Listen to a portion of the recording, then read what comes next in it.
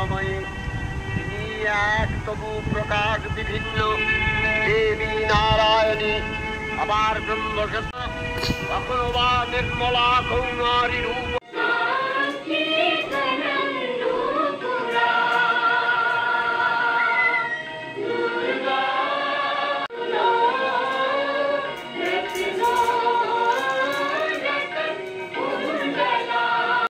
সুপ্রভাত সবাইকে।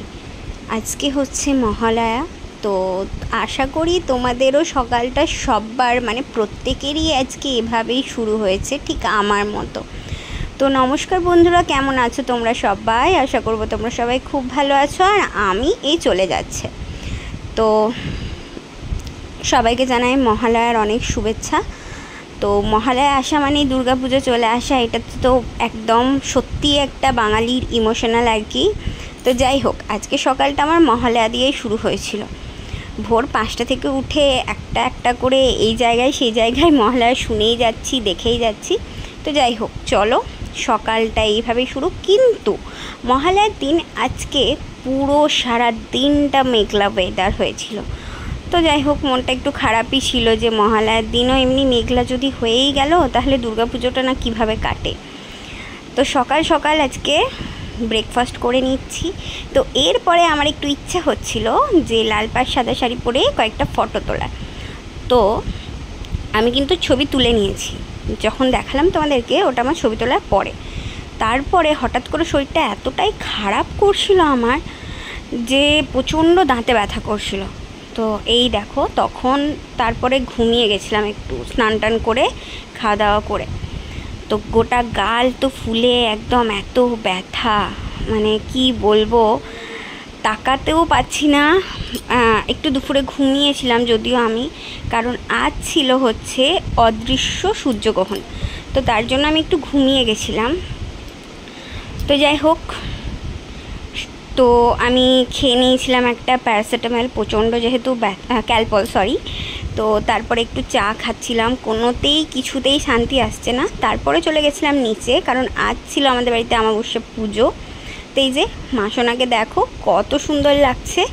মাসোনা তো লাল টুকটুকে একটা শাড়ি পরে নিয়েছে, যদিও শাড়ির চয়েসটা মাসোনার আমিই করে দিয়েছিলাম যে মহারানী এই অমাবস্যায় এইটাই পরবে। তো তারপরে একটুখানি নিচে বসেছিলাম, তারপর এতটাই গরম লাগছিল আর আমি বসে থাকতে পারছিলাম না, ওপরে চলে এসেছিলাম। তারপরে আজকে গ্রহণের জন্য আমি তাড়াতাড়ি খাওয়া দাওয়া করে নিয়েছি। তো পুজো হচ্ছে, পুজো হোক, আমি তা করতে ওপরে গিয়ে পুজো হওয়ার পরেই যদিও খাওয়া দাওয়া করেছি, পুজো হওয়ার টাইমে তো খাওয়া দাওয়া করাটা ঠিক না। তারপরে খাওয়া দাওয়া করে একটু পুটুর সাথে গল্প করছিলাম যে দেখ পুটু, আমার আজকে প্রচণ্ড দাঁতে ব্যথা করছে, কি যে করব, সারা রাতটা যে কি করে জাগবো। তো কুটু বলছিল আমি এখন ঘুমিয়ে গেছি, তুইও আমার সাথে একটু ঘুমিয়ে যা। এই যে আমিও শুয়ে পড়লাম, তুই একটু শুয়ে পড়। বললাম না না, এখন শোয়া যাবে না, তাহলে তোর সাথে একটু খেলা করি। তো তারপরে কয়েকটা জিনিস দাদা জিও মার্ট থেকে নিয়ে এসেছিলো। এই কোটোগুলো খুবই সুন্দর, কাচের, দেখো 19 টাকা করে দাম নিয়েছে, এতটাই সুন্দর, মানে টেবিলে রাখার জন্য প্রচণ্ড সুন্দর। তো যাই হোক, এইগুলো তোমাদের সাথে একটু শেয়ার করে নিলাম। তো জানিও কেমন হয়েছে। দুটো নিয়ে এসেছিলো এমনি টাইপের, আর একটা ওই যে ওটা মনে হয় নুনের জন্য, আর এগুলো কিসের জন্য জানি না। আর এই দেখো, এটা হচ্ছে কদবেল, দারুণ লাগে। আর এই পেয়ারাগুলো অনেকটাই বড় বড়। আর এই কন্টেনারগুলো নিয়ে এসেছিলো বেশ ভালো, কিন্তু একটার মধ্যে কতগুলো, আমি তো খুলেই অবাক হয়ে গেলাম যে দেখো একটার মধ্যে অনেকগুলো ভরা আছে। আর সব থেকে আমার ভালো লাগলো একদম একটা ছোট্ট সাইজের ছিল।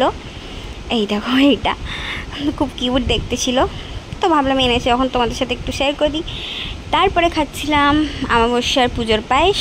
তারপরে রাতের ডিনারটা তাড়াতাড়ি সেরে নিচ্ছি, পরোটা আর পনিরের তরকারি, আর সাথে ছিল ছানা।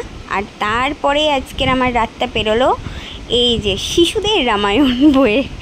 তো প্রচণ্ড কষ্ট হয়েছে, কারণ হচ্ছে 3:30 অবধি রাত্রেবেলাতে জেগে থাকা কি কষ্ট। তো যাই হোক, চলো টাটা।